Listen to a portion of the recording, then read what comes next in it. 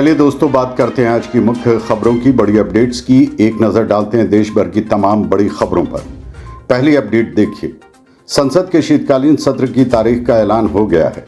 लोकसभा और राज्यसभा की कार्यवाही 25 नवंबर 2024 से दिसंबर तक चलेगी। यानी संसद का ये शीतकालीन सत्र करीब 1 महीने तक चलेगा और इस सत्र के दौरान वन नेशन वन इलेक्शन और वक्फ बिल भी पेश किए जा सकते हैं। चलिए अगली अपडेट देखते हैं। केंद्र सरकार ने हरियाणा, त्रिपुरा और मिजोरम के ग्रामीण स्थानीय निकायों को आपदा राहत और विकास कार्यों के लिए 3010 करोड़ का अनुदान जारी किया है। खबर है कि अब बिहार जाना विदेश जाने से भी महंगा हो रहा है, क्योंकि छठ पूजा की वजह से हवाई यात्रा के दाम आसमान छू रहे हैं। क्योंकि एयरलाइंस कंपनियां भी फेस्टिवल सीजन का फ़ायदा उठा रही हैं और फ्लाइट टिकट काफ़ी महंगे हो गए हैं।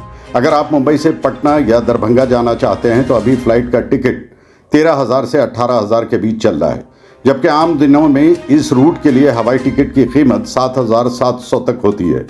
अगली खबर देखिए, अब BSNL ग्राहकों की मौज आने वाली है, क्योंकि कंपनी इंटरनेट स्पीड को लेकर बड़ा प्रयास किया है। BSNL की तरफ से एक बड़ा अपडेट आ रहा है और इससे जियो, एयरटेल जैसे प्राइवेट कंपनियों की टेंशन बढ़ सकती है। खबर यह है कि सरकारी टेलीकॉम कंपनियां BSNL देश में 4G नेटवर्क पहुंचाने के मामले में नया कीर्तिमान रचने जा रही है। BSNL का कहना है कि अब तक 50,000 से ज़्यादा 4G मोबाइल टावर लगाए जा चुके हैं, जिनमें 41,000 से ज़्यादा का संचालन भी शुरू हो चुका है और कंपनी ने जून 2025 तक 1 लाख मोबाइल टावर लगाने का लक्ष्य रखा है। चलिए अगला अपडेट देखते हैं दोस्तों। सरकार की नई योजना ग्रामीण बैंकों की संख्या कम करेगी। वित्त मंत्रालय की तरफ से एक बड़ा कदम उठाया गया है। दरअसल सरकार हमारे देश में क्षेत्रीय बैंकों की संख्या कम करना चाहती है।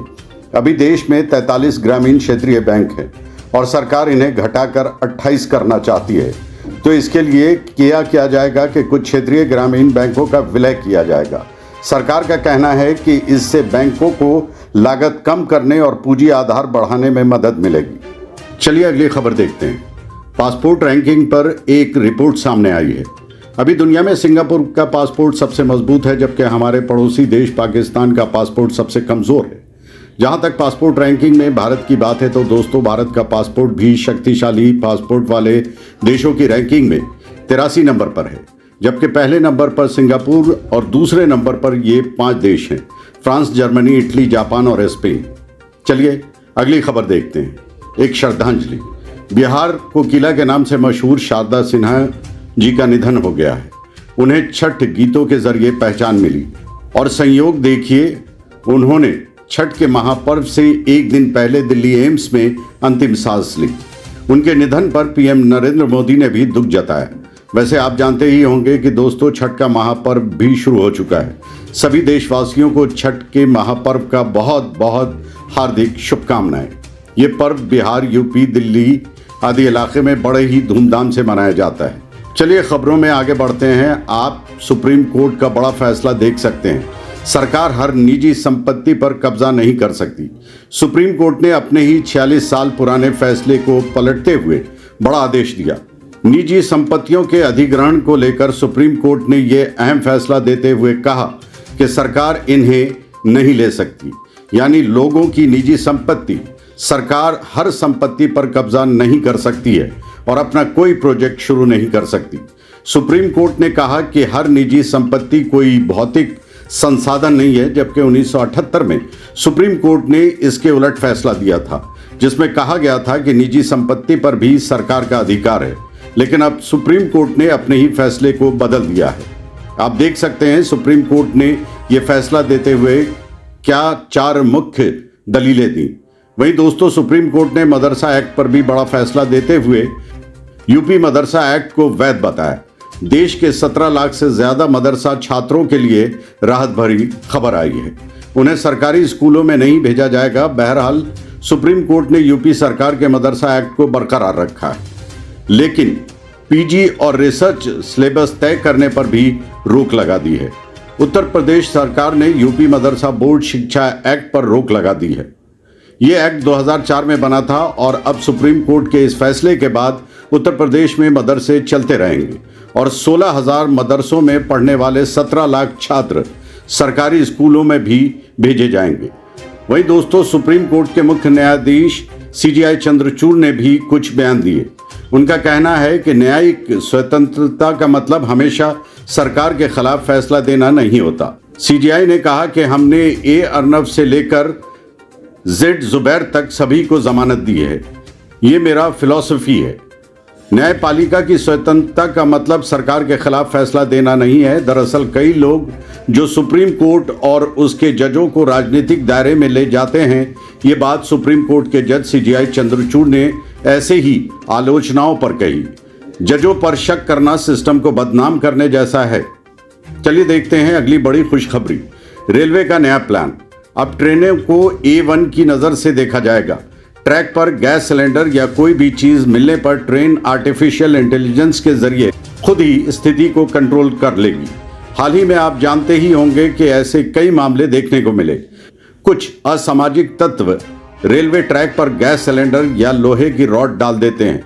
ऐसे में रेलवे को हादसों से बचाने के लिए एक बड़ा फैसला लिया गया है। इसके तहत इंजनों में AI आधारित कैमरे लगाए जाएंगे और रेल मंत्रालय का कहना है कि जल्द ही इस दिशा में काम भी शुरू कर दिया जाएगा। मंत्रालय के मुताबिक पहले चरण में 14,000 इंजनों पर AI आधारित कैमरे लगाए जाएंगे। हर इंजन में 4 कैमरे लगाए जाएंगे। देखते हैं अगला अपडेट। महंगाई पर एक रिपोर्ट आ रही है। चीनी दर मजबूत हुआ है, खाने के तेलों में गिरावट आई है। सुस्ती की वजह से दालों की मांग थोड़ी नर्म है। दालों और चावल में थोड़ी मजबूती आई है। आप देख सकते हैं किराना बाजार का ये ताज़ा अपडेट। खबर है कि सरकार ने साल 2024-25 के खरीफ सीजन के लिए रिकॉर्ड तोड़ 119 मैट्रिक टन चावल उत्पाद का भी अनुमान लगाया है। कहा है कि वैश्विक तनाव के बीच कच्चे तेल की कीमतें स्थिर रहेंगी। भारत के पास और कई विकल्प उपलब्ध हैं, यानी आने वाले समय में भारत में पेट्रोल डीजल के दाम बढ़ने की उम्मीद नहीं है, तो ये राहत की बात है। प्रदूषण पर बड़ी खबर आ रही है। दोस्तों, सांस लेने के साथ साथ प्रदूषण का असर आंखों पर भी पड़ रहा है। हालात ऐसे हैं कि दिल्ली में अब तक आंखों में जलन की समस्या लेकर OPD अस्पतालों में पहुंच रहे हैं। कई मरीजों में प्रदूषण के कारण ऐसे लक्षण दिख रहे हैं। और एक खबर ये भी है कि पाकिस्तान के कारण हरियाणा पंजाब में प्रदूषण बढ़ सकता है, क्योंकि पाकिस्तान के लाहौर का AQI 17 तक पहुंच गया है। और अगर हवाओं का रुख पाकिस्तान की तरफ से बदलता है तो इन दोनों राज्यों में काफ़ी दिक्कत होगी। इन राज्यों में प्रदूषण ज़्यादा बढ़ सकता है। आइए देखते हैं अगला अपडेट। चहल नई दिल्ली नगर पालिका परिषद के उपाध्यक्ष बने। जनहित के मुद्दे उठाने के लिए उन्हें पुरस्कृत भी किया गया। खबर है कि 5 साल में दिल्ली में DTC बसों में कितनी महिलाओं ने सफ़र किया, इसे लेकर आंकड़े भी जारी किए गए और दिल्ली की आम आदमी पार्टी ने इस पर खुशी भी जताई। पार्टी ने कहा कि अब तक मुफ्त परिवहन योजनाओं के तहत महिलाएं 150 करोड़ बार बसों में यात्रा कर चुकी हैं। आइए देखते हैं अगली खबर। हरियाणा में स्वतंत्रता सेनानी विधवाओं समेत इन महिलाओं और बेटियों को भी पेंशन मिलेगी। ये बड़ा ऐलान हरियाणा के मुख्यमंत्री नायब सरकार ने किया है। सरकार ने स्वतंत्रता सेनानियों की विधवा, तलाकशुदा और अविवाहित बेटियों को भी पेंशन देने का फैसला किया है।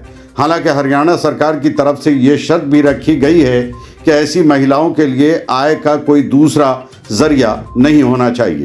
इतना ही नहीं, हरियाणा की नायब सिंह सैनी सरकार ने अपने एक कानून में संशोधन कर दिव्यांग और अविवाहित बेरोजगार बेटों को भी पेंशन देने का ऐलान किया है। इसके अलावा हरियाणा सरकार ने एक और फैसला ये भी लिया है कि रेलवे के पेंशनर्स अब घर बैठे अपना जीवन प्रमाण पत्र भेज सकेंगे, क्योंकि सरकार ने national wide digital life certificate अभियान 3.0 की भी शुरुआत की है। वही खबर है कि हरियाणा में शीतकालीन सत्र की तारीख भी सामने आ गई है। 13 नवंबर से बैठकें शुरू होंगी और इस सत्र में भी हरियाणा सरकार कई अहम मुद्दों पर चर्चा करेगी। वहीं हिमाचल प्रदेश में भी किसानों के लिए सरकार का अच्छा फैसला देखिए। हिमाचल सरकार भी किसानों से 3 रुपये प्रति किलो की दर से गोबर खरीदेगी। ये बड़ा ऐलान हिमाचल प्रदेश के कृषि मंत्री चंद्र कुमार ने किया है। हिमाचल प्रदेश सरकार ने किसानों के लिए ये राहत भरा फैसला लिया है और एक बड़ा हादसा हो गया। दोस्तों देखिए, गुजरात में बुलेट ट्रेन ट्रैक का एक पुल गिर गया और जिसमें 2 मजदूरों की मौत की खबर है। एक खिलाड़ी भी गंभीर रूप से घायल हुआ है। वहीं खेल समाचार से जुड़ी एक खबर है। IPL 2025 नीलामी की तारीख का भी ऐलान हो गया है। 1574 खिलाड़ियों ने रजिस्ट्रेशन कराया है। आईपीएल 2025 के मेगा ऑक्शन को लेकर बड़ा ऐलान हुआ है। इसका आयोजन 24-25 नवंबर को सऊदी अरब में होगा। वहीं खबर है दोस्तों, भारत ने ओलंपिक 2036 की मेजबानी के लिए भी अपनी दावेदारी पेश की है। अगर इसे मंजूरी मिलता है तो ये खेल गुजरात के अहमदाबाद में होंगे। वैसे तो भारत पहले ही 2 एशियाई और 1 राष्ट्रमंडल खेलों की मेजबानी कर चुका है। चलिए अगली खबर देखते हैं दोस्तों। रिलेशनशिप पर हाल ही में एक सोशल सर्वे सामने आ रहा है कि सोशल मीडिया पर खुश दिखने वाले लोग असल जिंदगी में ऐसे खुश नहीं होते। इंटरनेट की वजह से परिवारों में दूरियां और बढ़ रही हैं। इन सब का कारण फेसबुक, इंस्टाग्राम जैसे सोशल मीडिया हैं, जिस पर लोग मौज मस्ती करते नजर आते हैं, लेकिन असल जिंदगी में काफी डिप्रेशन में होते हैं। इसीलिए जितना हो सके मोबाइल से ब्रेक लें, सोशल मीडिया का इस्तेमाल कम से कम करें, एडिक्ट न बने फेसबुक, इंस्टाग्राम का। वहीं देखिए, देश के स्टूडेंट युवाओं के लिए अच्छी खबर है। अब 3 बार हो सकेंगे जेईई एडवांस परीक्षा में शामिल। जेईई एडवांस 2025 के लिए पात्रता मानदंडों की घोषणा कर दी गई है और इसमें ये कुछ बदलाव किए गए हैं। मतलब अब 3 अटेम्प्ट ये बढ़ोतरी की गई है। चलिए अगला अपडेट देखिए। एनपीएस यानी कि नेशनल पेंशन सिस्टम को लेकर केंद्र सरकार की तरफ से ये नया आदेश जारी किया गया है कि सभी कर्मचारियों को सेवा में शामिल होते समय अपने टर्मिनल लाभों का चयन करना अनिवार्य होगा। हाल ही में कार्मिक और पेंशन मंत्रालय के द्वारा इस संबंध में एक मेमोरेंडम भी जारी किया गया। 2 फॉर्म भरने होंगे, देख सकते हैं आप डिटेल भी। वहीं खबर देखिए, बिहार के रसोइया के लिए अच्छी खबर। मिड डे मील में बिहार के नीतीश सरकार की तरफ से एक बड़ा बदलाव किया जा रहा है। बिहार के सरकारी प्रारंभिक विद्यालयों में अब बच्चों को पका पकाया भोजन मिलेगा।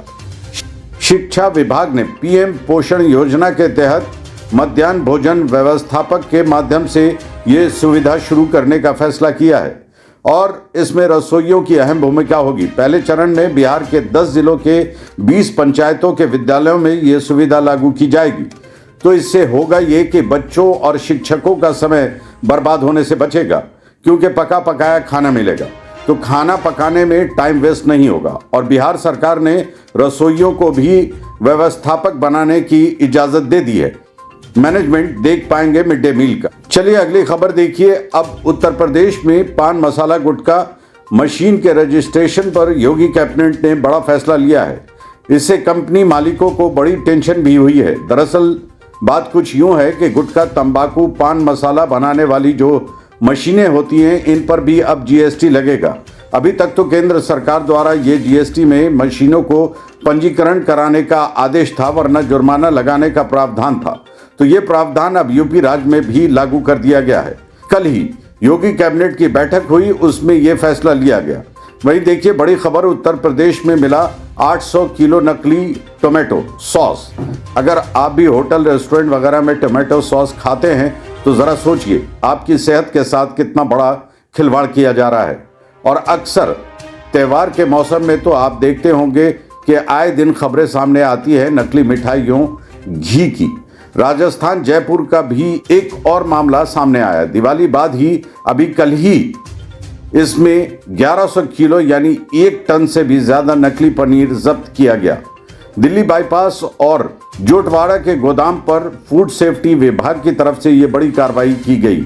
नकली पनीर, नकली मावा बेचा जा रहा है, लोगों को खिलाया जा रहा है। फिर लोग बीमार नहीं होंगे तो क्या होगा?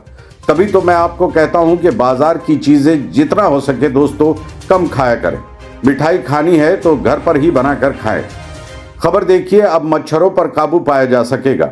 वैज्ञानिकों ने एक अनोखी चीज खोजी है जो दवा से भी ज्यादा कारगर होगी।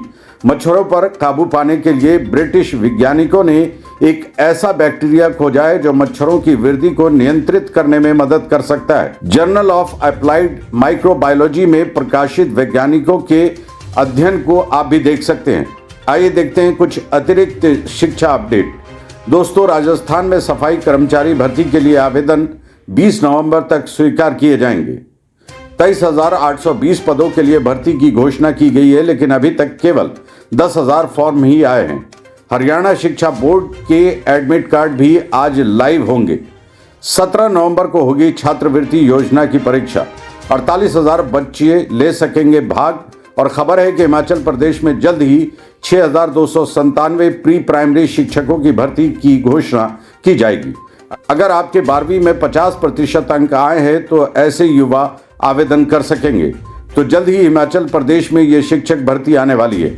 वहीं दोस्तों, युवाओं के लिए केंद्र सरकार की ओर से पीएम इंटर्नशिप योजना शुरू की गई है। इसकी अंतिम तिथि भी नज़दीक है, इसलिए मैं आपको अपडेट दे रहा हूं। 10 नवंबर इसकी अंतिम तिथि है। अब तक 280 कंपनियों की ओर से 1,27,000 इंटर्नशिप के ऑफर भी दिए जा चुके हैं। तो अगर आप अभी तक इस योजना में आवेदन नहीं किया है तो आप जल्द से जल्द इस ऑनलाइन पोर्टल के जरिए आवेदन कर सकते हैं। और इसी के साथ ही अगर आपको वीडियो अच्छा लगा हो तो इसे लाइक करिए, शेयर भी कर दीजिए और अगले अपडेट में फिर मिलेंगे। तब तक के लिए दीजिए इजाजत। जय हिंद, जय भारत।